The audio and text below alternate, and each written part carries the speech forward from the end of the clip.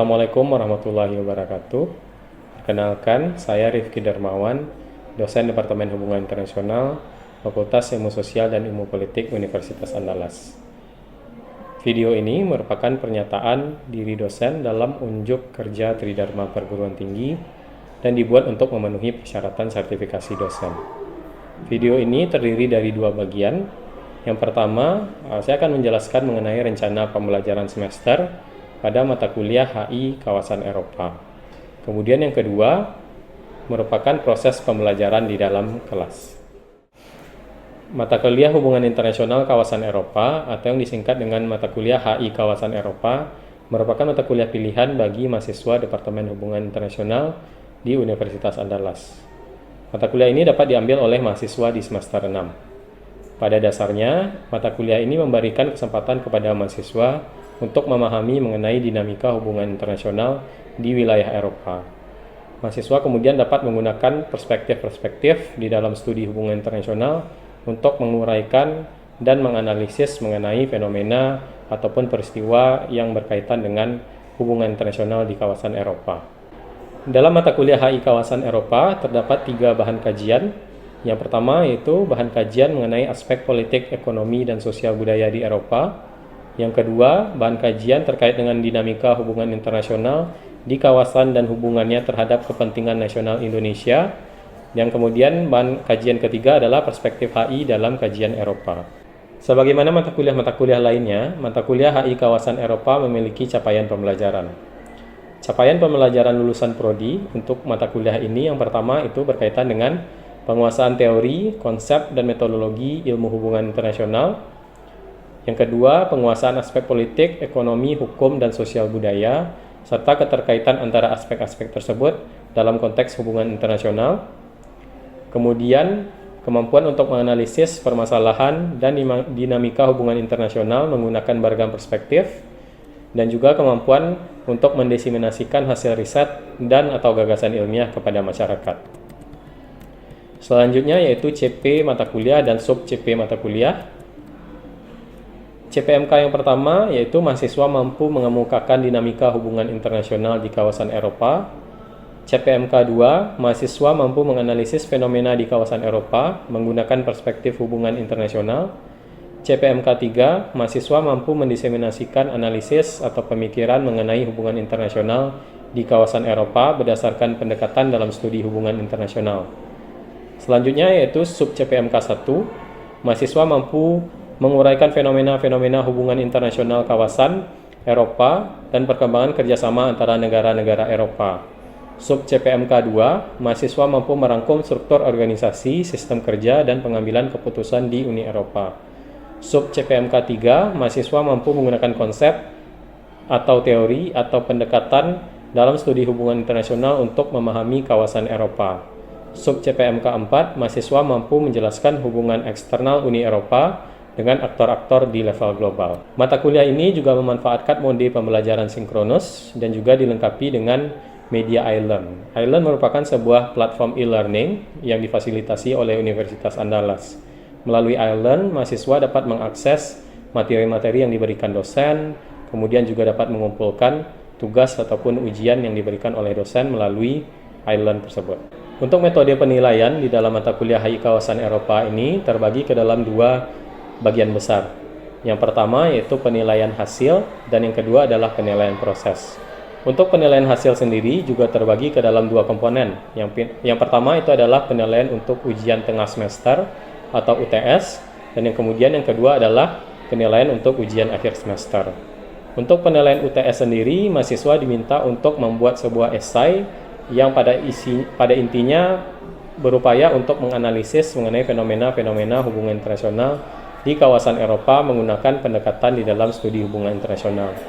UTS ini memiliki bobot 20%. Dan kemudian untuk UAS, ujian akhir semester, mahasiswa diminta untuk memberikan gagasan atau pemikiran mereka atau analisis mereka terhadap fenomena hubungan internasional di kawasan Eropa yang kemudian diseminasikan atau dipublikasikan melalui media massa. UAS ini juga memiliki bobot 20%. Selanjutnya penilaian proses terdiri dari yang pertama yaitu penilaian dari tugas-tugas individu memiliki bobot 30%, Dan kemudian penilaian untuk tugas kelompok seperti tugas-tugas presentasi kelompok, diskusi kelompok di dalam kelas yang juga mempunyai bobot 30%. Nah, secara garis besar penilaian proses memiliki porsi yang lebih besar dibanding dengan penilaian hasil. Demikian penjelasan saya mengenai rencana pembelajaran semester dari mata kuliah HI Kawasan Eropa. Selanjutnya akan memasuki sesi pembelajaran di dalam kelas. Terima kasih. Bismillahirrahmanirrahim. Assalamualaikum warahmatullahi wabarakatuh. Selamat pagi teman-teman semua. Gimana kabarnya? Sehat? Alhamdulillah sehat ya, meskipun hujan-hujanan tetap semangat datang ke kampus untuk menghadiri perkuliahan. Nah, sekarang ini kita sudah memasuki minggu kedua ya di perkuliahan di mata kuliah HI Kawasan Eropa, sebagaimana yang bisa teman-teman lihat di depan. Dan minggu lalu kita sudah membahas mengenai RPS ya, rencana pembelajaran semester, yang isinya merupakan gambaran mengenai apa saja yang akan teman-teman pelajari di mata kuliah HI Kawasan Eropa ini, baik dari materinya, kemudian dari bagaimana metode penilaian terhadap mahasiswa, dan kemudian juga metode evaluasi, metode pembelajaran, dan juga terkait dengan kontrak perkuliahan. Artinya aturannya seperti apa saja yang harus teman-teman ikuti ketika mengikuti mata kuliah HI Kawasan Eropa ini. Nah, jadi setidaknya sudah mendapatkan gambaran seperti itu, dan hari ini kita baru masuk ke sesi materi ya, mengenai judulnya di sini adalah International Relations in Europe, the European Union. Nah, artinya kalau kita mau memulai mata kuliah yang baru, tentu harus kita memulai dari sesuatu yang dasar dulu. Nah, harus mendapat gambaran dulu sebenarnya belajar HI Eropa itu seperti apa. Nah, jadi ada pertanyaan di sini ya. International Relation in Europe. Hubungan internasional di Eropa itu seperti apa? Karena nama mata kuliah kita kan HI Kawasan Eropa, hubungan internasional kawasan Eropa. Gimana kira-kira? Ya, silakan Randra. Kalau lebih ke gimana keadaannya HI di Eropa ya, Pak? Kalau itu bisa dikatakan dinamikanya itu termasuk dinamika yang kompleks. Kalau hubungan internasional di Eropa, banyak kebijakan-kebijakan yang pada akhirnya dikeluarkan di Eropa dan ternyata juga digunakan juga oleh negara-negara lain di belahan dunia yang lain. Oke, berarti ini sesuatu yang kompleks berkaitan dengan kebijakan juga ya. Apalagi menurut teman-teman yang akan kita pelajari gitu kalau kita menyebut istilah hubungan internasional di wilayah Eropa gitu. Ya, silakan Dea. Tentang European Union. Tentang European Union ya.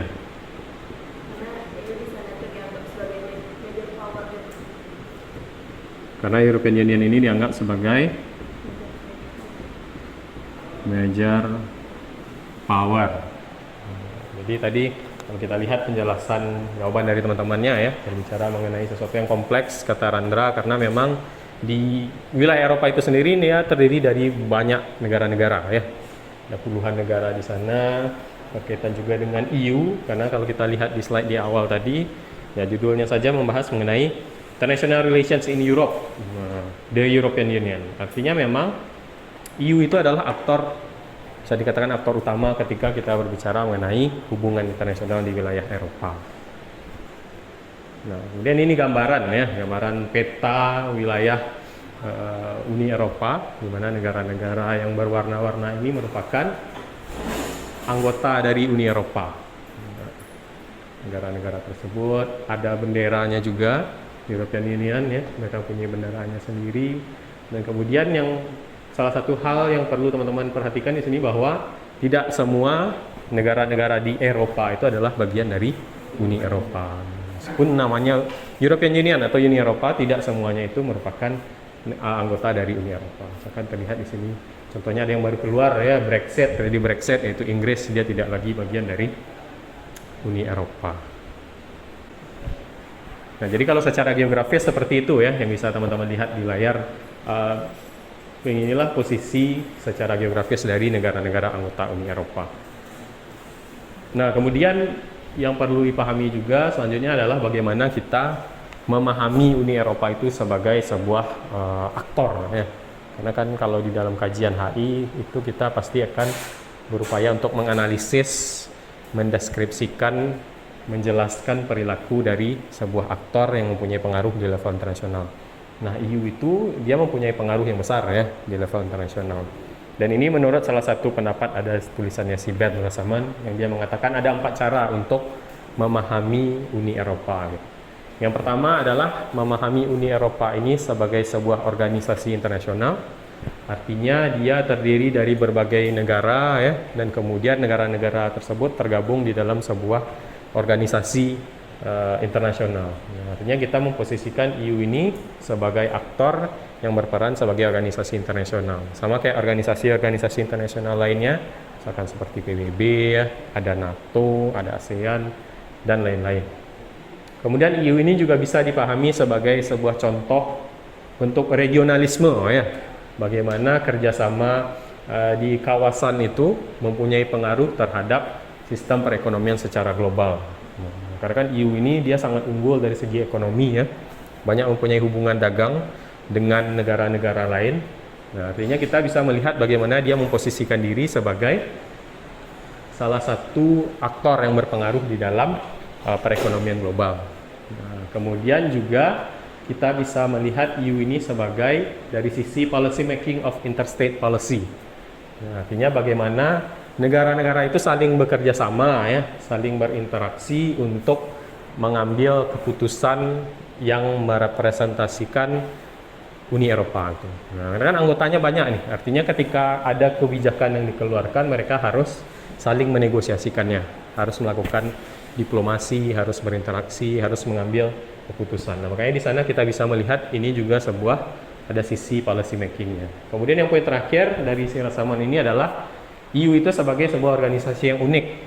Karena banyak pakar HI yang mengatakan bahwa karakteristik dari EU itu berbeda dengan aktor-aktor internasional lainnya.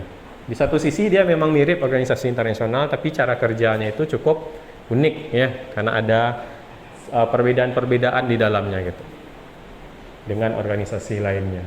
Kalau dikatakan juga dengan mirip dengan negara, ada juga, tapi nggak bisa juga disamakan itu. Nah, makanya diasumsikan saja bahwa EU ini adalah sebuah organisasi yang unik gitu. Lebih kurang seperti itu ya. Ada pertanyaan sejauh ini? Komentar? Tidak ada? Kalau gitu kita lanjut ya. Cara lain. Nah, ini cara lain. Tadi ada 4 cara kata si Ben tadi ya. Ada cara lain untuk memahami EU ini adalah kita melihatnya sebagai sebuah multi-level governance. Artinya itu adalah tata kelola yang multi-level ya. Multi-level itu dimulai dari level paling atas adalah supranasional, ada posisi di atas negara. Yang akan kita bahas di pertemuan-pertemuan selanjutnya yang mengenai supranasional ini. Kemudian ada sisi di bawahnya nasional, di bawah nasional ada subnasional, dan di bawah subnasional itu ada local actors. Nah, artinya proses pengambilan keputusan ya di dalam EU ini akan melibatkan tahapan-tahapan tersebut, dan juga bagaimana mereka mengelola organisasi itu akan melibatkan dari tahapan supranasional sampai ke level lokal. Di poin selanjutnya itu ada, kita lihat multi-level governance ini berkaitan dengan poin mengenai federalisme dan konfederalisme. Ya, nah, federalisme ini pada dasarnya contohnya bisa kita temukan sistem pemerintahan ini di negara-negara seperti Amerika Serikat, ya, Australia, Austria, dan lain-lain. Di mana pada dasarnya mereka itu, kalau definisi di sini ya, union of people living within a single state. Artinya adalah kumpulan orang-orang yang tinggal di dalam suatu negara. Tapi memang dia terkelompok kepada negara-negara bagian. Kayak Amerika Serikat kan ada negara bagiannya ya. Australia juga seperti itu. Nah, kemudian kalau konfederalisme itu agak sedikit berbeda karena dia lebih kepada kumpulan dari negara-negara, itu Union of States. Yang bisa kita lihat itu contohnya kalau di sejarah ya, di era Swiss di tahun 1789 ya, sampai 1815, Belanda di tahun 1579 sampai 1795. Dan posisi EU ini dia mempunyai karakteristik seperti federalisme dan konfederalisme. Nah, artinya dia nggak masuk ke dalam satu kategori saja gitu, tapi karakternya itu ada bisa ditemukan di dalam sistem federalisme, ada juga di dalam sistem konfederalisme. Kalau yang di federalisme itu contohnya kita lihat saja salah satu misalkan ya European law coexists with national law. Artinya di EU dia mempunyai hukum, ada aturannya tersendiri. Nah, tapi bukan berarti ketika ada hukum atau aturan di EU itu akan menghapuskan hukum atau aturan di level nasional. Makanya dikatakan di sana dia coexist. Jadi ada, sama kayak di Amerika Serikat ya. Yang di sistem federalnya ada hukumnya, kemudian di negara bagian juga ada hukum tersendiri. Nah, kemudian karakter dari konfederalisme juga bisa ditemukan di EU tadi. Nah, misalkan ini di poin ketiga, voluntary association. Jadi dia tergabungnya negara anggota itu ke dalam EU, mereka bergabung itu secara sukarela. Jadi artinya tidak ada paksaan ya. Dan kemudian ketika mereka keluar dari asosiasi tersebut, itu juga dianggap tidak tindakan semacam separatis atau keluar itu. Nah, jadi itu hal yang biasa saja karena tindakannya ini adalah voluntarily, sukarela. Jadi berbeda juga dengan case yang federalism. Nah, jadi bisa teman-teman lihatlah nanti dan juga ada di salah satu referensi utama yang kita gunakan di dalam kuliah ini kalau mau memahami lebih lanjut mengenai federalisme dan konfederalisme ini.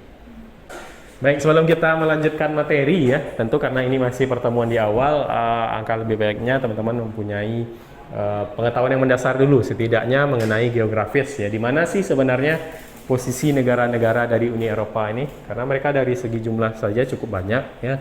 Dan tentu sebelum kita membahas apa itu EU sebenarnya harus tahu dulu kalau dari segi lokasinya di mana aja negara-negara anggota Uni Eropa tersebut. Nah, di sini ada bisa teman-teman lihat di layar ya. Nah, di sini ini adalah lokasi ya wilayah Eropa, dan di sini ada daftar 10 negara Uni Eropa yang merupakan negara-negara dengan populasi terbanyak. Istilahnya top 10 ya, most populous country in the European Union. Nah, jadi sekarang yang perlu teman-teman lakukan nanti bisa diakses di HP masing-masing ya, di matchkan ya antara nama negara ini dengan posisi di petanya di mana. Misalkan Italia di mana posisinya? Apakah di sini kah? Di sini, di sini. Netherlands di manakah? Nah, itu yang akan teman-teman kerjakan sekarang ya. Durasi waktunya itu lebih kurang 5 menit. Oke, silakan dikerjakan.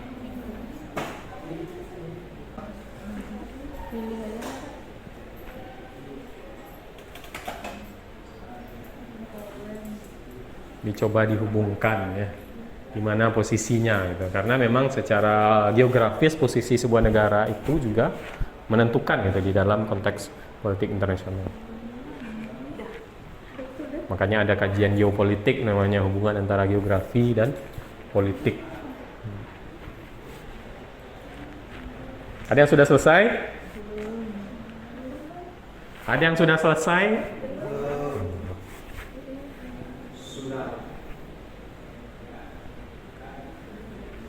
Sudah, Randra, betul berapa? Kami udah bang. Masih ada beberapa lagi bang. Gema udah selesai, betul berapa Gema? Betul 10. Wis, hebat. Iya. Sudah bisa datang ke Eropa berarti. Wih, betul 10 juga bisa bersama Gema ke Eropa.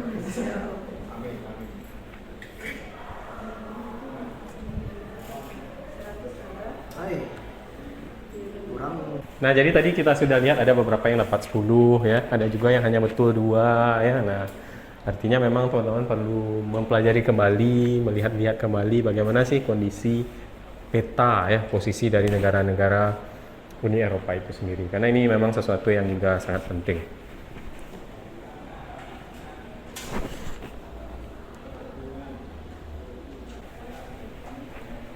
Nah, jadi tadi setelah membahas mengenai gambaran secara umum ya, mengenai Uni Eropa. Nah, sekarang muncul pertanyaan, apa sih sebenarnya Uni Eropa itu? Jadi kalau kita coba definisikan, ya banyak sebenarnya. Uni Eropa itu apa? Seperti apa? Gitu. Nah, jadi kalau yang pertama bisa kita lihat Uni Eropa itu sebagai sebuah grup, ya, sebuah kelompok. Karena kan dia tidak hanya single actor, tapi terdiri dari banyak negara. Group of 27 Liberal Democratic States. Nah, ada 27 negara anggota, negara yang menganut sistem demokrasi liberal. Nah, karena memang dia mempunyai nilai-nilai dan norma-norma yang sama itu di dalam Uni Eropa. Misalkan contohnya ketika ada negara A mau gabung ke dalam Uni Eropa, mereka harus mengadopsi nilai-nilai tersebut atau melakukan penyesuaian di dalam negaranya agar mempunyai satu pandangan yang sama dengan negara anggota Uni Eropa lainnya. Yang kemudian negara-negara liberal democratic states itu acting collectively in an institutionalized decision making. Nah, artinya proses pengambilan keputusan di dalam EU itu terinstitusionalisasi. Ada aturan-aturan yang mengatur ya, ada hukum di EU itu sendiri, ada pola-pola pengambilan keputusannya. Nah, jadi bisa kita maknai Uni Eropa itu seperti itu, kelompok negara-negara tersebut ya. Dan kemudian anggota-anggota ini mereka akan menandatangani yang namanya treaties ya, karena setiap aturan atau kebijakan baru yang akan diterapkan di EU itu akan mereka selalu mendasarinya kepada treaty atau perjanjian yang sudah disepakati sebelumnya ya. Ada Treaty on the European Union misalkan dan treaty-treaty lainnya. Nah, semua anggota itu wajib menandatangani perjanjian tersebut. Ya, dan kemudian berkaitan juga dengan ada bodies di dalam Uni Eropa, ada norma-norma juga yang harus diikuti, dan kemudian ada shared values, artinya nilai yang disepakati secara bersama yang menjadi dasar bagaimana Uni Eropa ini bekerja. Prinsip-prinsip seperti nilai-nilai demokrasi, nilai-nilai yang berkaitan dengan human rights ya, hak asasi manusia, dan kemudian juga social justice, keadilan sosial. Nah, jadi semua negara itu wajib untuk mengadopsi nilai-nilai tersebut. Nah, meskipun demikian ya, meskipun ada upaya untuk menyeragamkan negara-negara anggota EU tersebut, diversity ini masih dimiliki gitu. Artinya keberagaman atau keunikan ya, identitas nasional dari masing-masing negara itu masih tetap ada. Jadi misalkan Jerman dengan keunikannya, dengan budayanya. Nah, selama itu tidak bertentangan dengan nilai-nilai EU, itu sah-sah saja. Gitu. Nah, artinya diversity itu tetap ada di dalam Uni Eropa. Kemudian terkait dengan tujuan ya, objektif. Kenapa sih EU ini berdiri? Gitu. Jadi pendirian atau pembentukan sebuah organisasi internasional itu kan pasti ada alasannya. Kenapa sih mau negara-negara ini mereka saling bekerja sama? Kenapa mereka mau tergabung ke dalam sebuah organisasi internasional itu pasti ada alasannya. Nah, jadi ini beberapa tujuannya ya, alasannya. Yang pertama itu adalah untuk mencapai peace ya, karena terbentuknya Uni Eropa atau sebelumnya itu masih berbentuk communities ya, ECAC bentuk awalnya. Itu memang tujuannya adalah untuk menciptakan perdamaian ya, karena waktu itu Eropa sudah porak-poranda karena perang. Nah, makanya dibutuhkanlah solusi bagaimana agar hubungan antara negara-negara di Eropa tersebut bisa lebih baik. Makanya dibentuklah sebuah organisasi atau komunitas tadi, yang kemudian berkembang sampai hari ini menjadi sebuah European Union. Kemudian tujuannya tentu adalah economic recovery ya, perbaikan pasca perang, dan juga untuk pursuing a post-war order. Nah, karena dianggap sistem internasional di era Perang Dunia Pertama, Perang Dunia Kedua itu dianggap rasanya tidak lagi memberikan manfaat ya kepada masyarakat, karena cenderung malah memicu terjadinya konflik ya, perang antara negara. Nah, makanya dibutuhkanlah suatu sistem baru itu. Nah, dan oleh karena itu muncullah organisasi kerjasama di wilayah Eropa tersebut. Nah, ini yang menjadi cikal bakal terbentuknya Uni Eropa atau European Union. Kemudian maintaining the EU ya, bagaimana upaya untuk mempertahankan sebuah organisasi internasional, karena nggak gampang ya, karena beberapa organisasi internasional ada yang cuma bertahan sebentar kemudian bubar ya, ada yang bisa bertahan dalam waktu cukup lama. Nah, dan EU ini bisa dikatakan salah satu yang bisa bertahan cukup lama ya, karena dia juga mengalami penambahan anggota, kemudian interaksi antara kerjasama antara satu negara dengan negara anggota lainnya itu juga semakin erat. Nah, dan di sini kita lihat kalau kondisi hari ini ya, berkaitan dengan isu-isu keamanan, di mana EU ini juga mereka turut merespon ya isu-isu keamanan, baik itu isu-isu keamanan tradisional, isu-isu keamanan non tradisional, apalagi ketika terjadi COVID juga salah satunya ini ya. Nah, mereka juga turut merespon hal tersebut, karena ini menjadi tantangan yang baru. Dahulu mungkin tidak ditemukan ya, nggak ada ancaman seperti pandemik itu misalkan terhadap EU. Nah, tapi ketika terjadi COVID-19, ada gelombang wabah tersebut, EU juga harus turut merespon. Nah, artinya banyak tantangan yang harus dihadapi EU, dan mau tidak mau mereka harus merespon ancaman-ancaman tersebut. Nah, sebelum kita masuk ke sesi akhir dari perkuliahan ini, teman-teman akan dibagi ke dalam beberapa kelompok ya. Yang tujuannya ini adalah untuk melakukan diskusi ya, membahas yang pada dasarnya nanti akan teman-teman lakukan adalah mengcompare ya atau membandingkan karakteristik dari aktor-aktor ini.